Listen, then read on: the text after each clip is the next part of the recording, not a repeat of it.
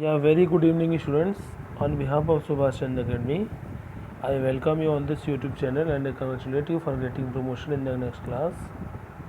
And I hope, students, you and your family members are good at your homes. Today's topic is noun and pronoun, students. First, we will discuss the noun. What is noun and its kinds? It is class 8 English grammar topic. A noun is the name of person, place, animal or things. As you can see the definition, students, a noun is the name of person, place, animal और thing. यानी हर वो चीज़ जो आँखों से दिखाई देती है और जिसे हम महसूस कर सकते हैं उसे हम नाउन कहते हैं. फॉर एग्ज़ाम्पल आप बोल सकते हैं place, animals, for example gas, air, man, boy, books, copies, etc. There are 5 types of nouns. Nouns के 5 प्रकार होते हैं. पहला है कॉमन नाउन, दूसरा प्रॉपर नाउन, तीसरा कलेक्टिव नाउन, चौथा मटेरियल नाउन और पांचवा अब्स्ट्रैक्ट नाउन.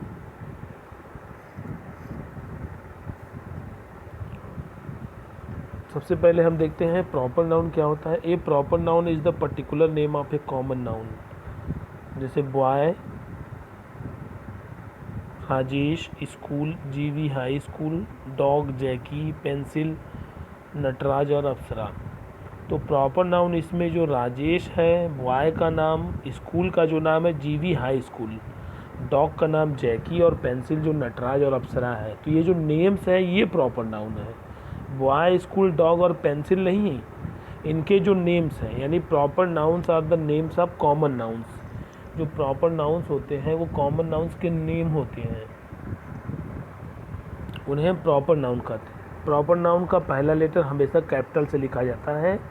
जैसा कि आप देख सकते हैं राजेश, जीवी हाई स्कूल, जैकी, नटराज और अप्सरा, ये सभी पहले लेटर्स में कैपिटल लेटर्स हैं. नेक्स्ट देखते हैं स्टूडेंट्स कॉमन नाउन क्या होते हैं. A common noun is the name which can be used commonly for persons, animals, places और things. It represents a whole class of its kind. जो common noun होता है वो पर्सन्स के लिए कॉमनली यूज़ किया जाता है, चाहे वो पर्सन्स के लिए हो, एनिमल्स के लिए हो, प्लेस के लिए हो या किसी चीज़ के लिए हो. और ये किसी एक पूरी कम्युनिटी को या उसके प्रकार को शो करता है. जैसे boy, boy can be use for all boys and dog can be use for all dogs. ये जो बॉय शब्द है और ये जो डॉग शब्द है ये कॉमन नाउन है. जैसे book, pen, pencil, girl, newspaper, अलमीरा, यानी नियर अबाउट सभी वर्ड्स जिनका एक मीनिंग निकलता है और जो एक क्लास को शो करते हैं उसको हम कॉमन नाउन कहते हैं. नेक्स्ट आते हैं collective noun. Collective noun is the name given to a collection of a common noun considered as one group.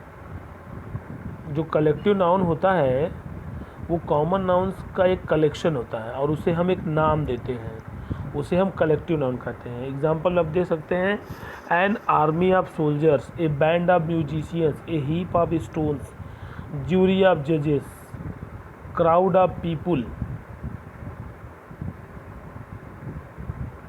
Class of students,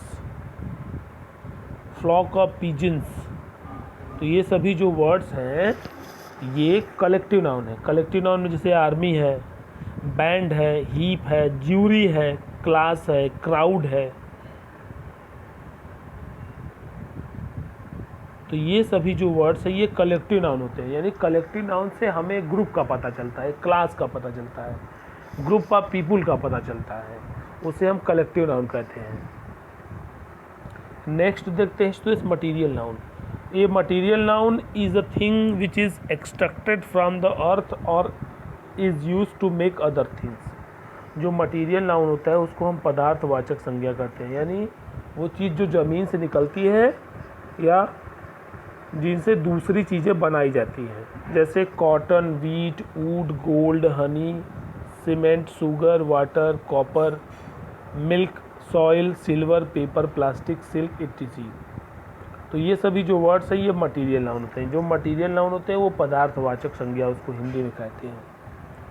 abstract noun क्या होता है? An abstract noun is the name of some quality, action, state, feeling और idea. Its something which we can feel और think about but can not touch it. यानी जो abstract noun होता है वो क्वालिटी को शो करता है, यानी क्वालिटी को, स्टेट को, एक्शन को, फीलिंग को, आइडिया को शो करता है।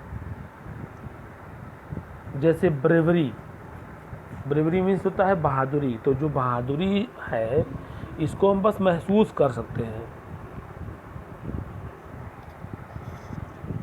ये एक स्टेट है, यानी एक अवस्था होती है, एक कंडीशन होती है। गुडनेस, अच्छाई, आंसर यानी उत्तर, moment, beauty, strength, freedom, death, sickness.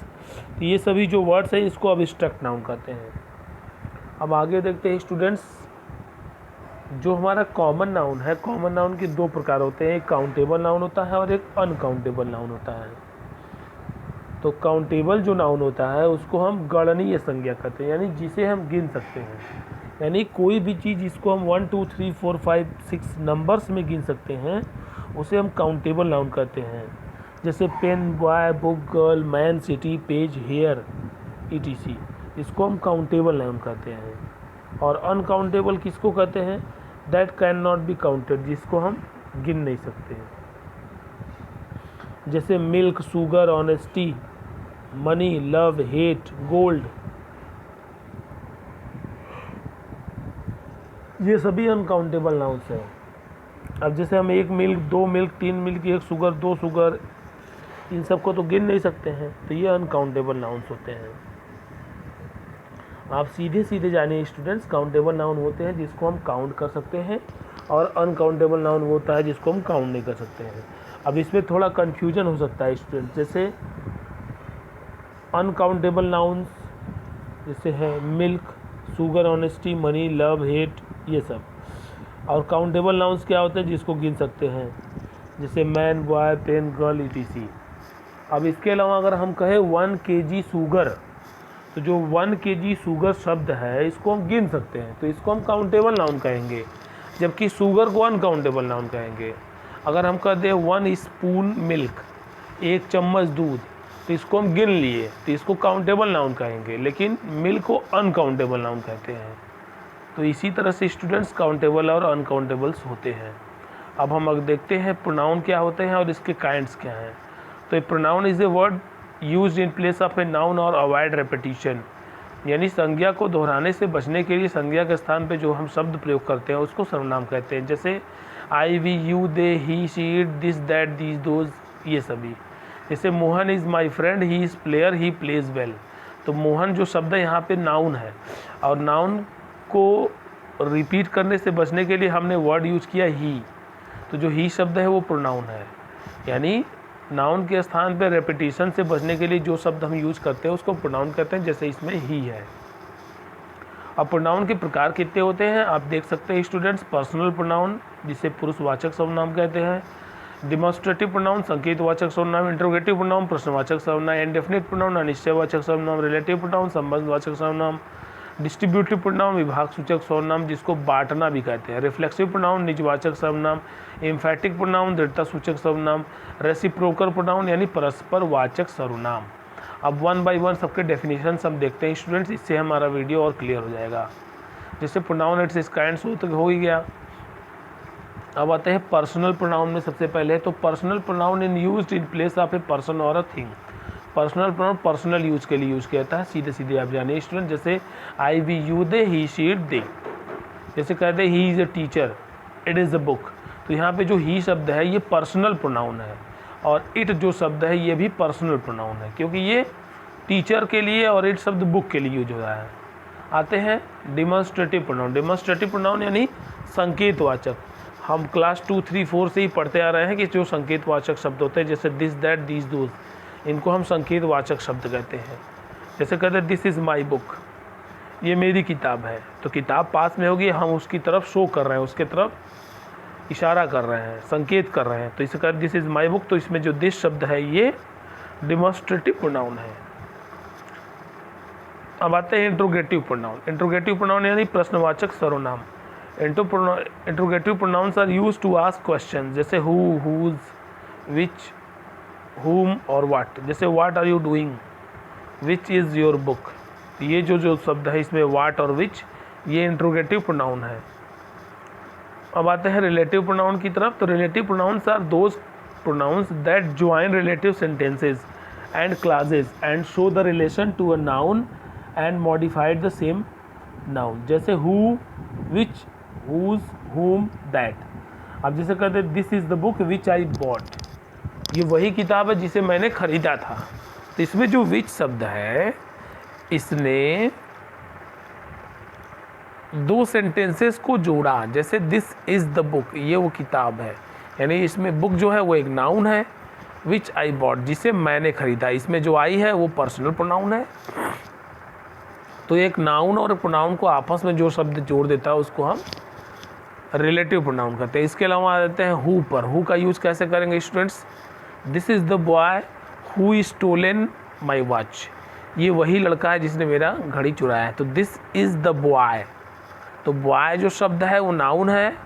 Who is stolen my watch, जिसने मेरी घड़ी चुराई, हु जो शब्द है वो हम बॉय के लिए यूज कर रहे हैं, तो ये रिलेटिव प्रोनाउन है।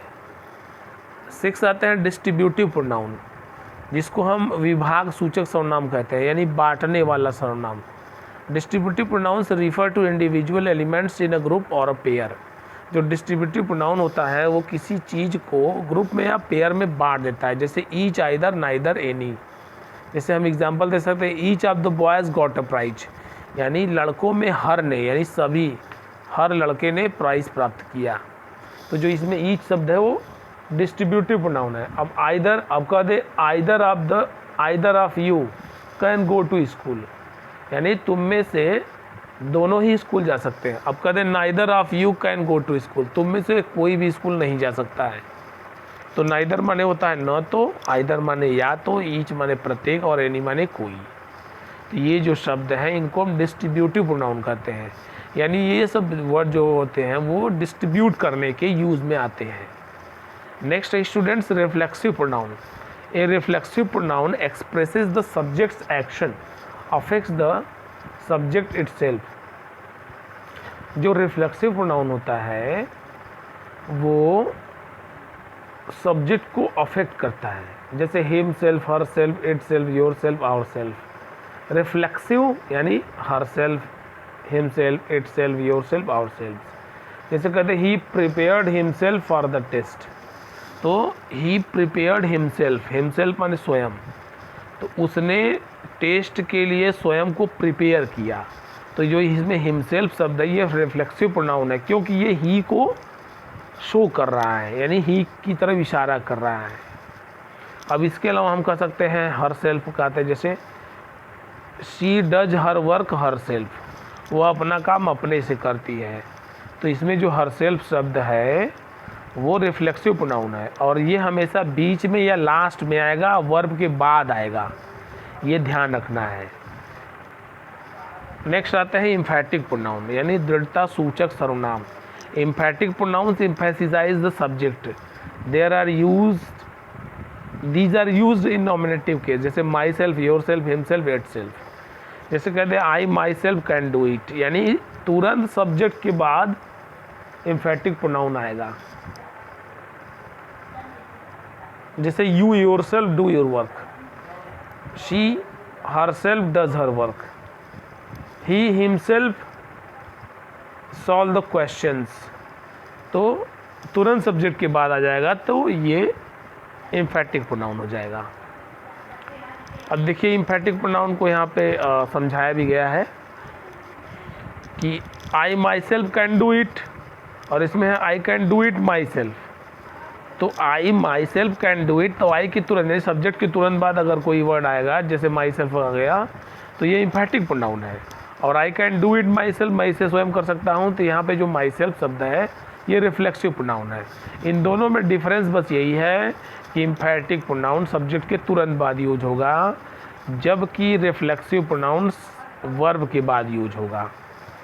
सेंटेंस को पढ़ने से क्लियर होगा कि इसमें दृढ़ता दिखाई जा रही है। जैसे I myself can do it, मैं इसे स्वयं कर सकता हूँ, तो इसमें एम्फैटिक प्रोनाउन आया, क्योंकि इसमें दृढ़ता दिखा रहा है। क्यों, कौन दृढ़ता दिखा रहा है? आई दिखा रहा है।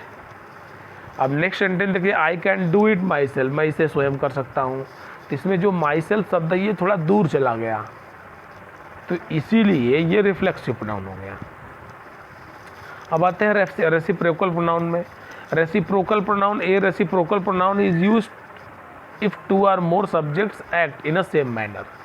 जो रेसिप्रोकल प्रोनाउन होता है वो तब यूज होता है जब दो या दो से अधिक एक साथ काम करते हैं, जैसे ईच अदर, वन अनदर। जैसे Mohan and Sohan help each other, Mohan और सोहन एक दूसरे की सहायता करते हैं। तो मोहन और सोहन दो सब्जेक्ट हैं, दो नाउन्स हैं, और ये दोनों एक साथ काम कर रहे हैं। The girl helped one another, लड़कियों ने एक दूसरे की सहायता की। तो ये जो लड़कियां हैं इनके लिए वन अनदर शब्द यूज किया गया है। तो ये रेसिप्रोकल प्रोनाउन हुआ।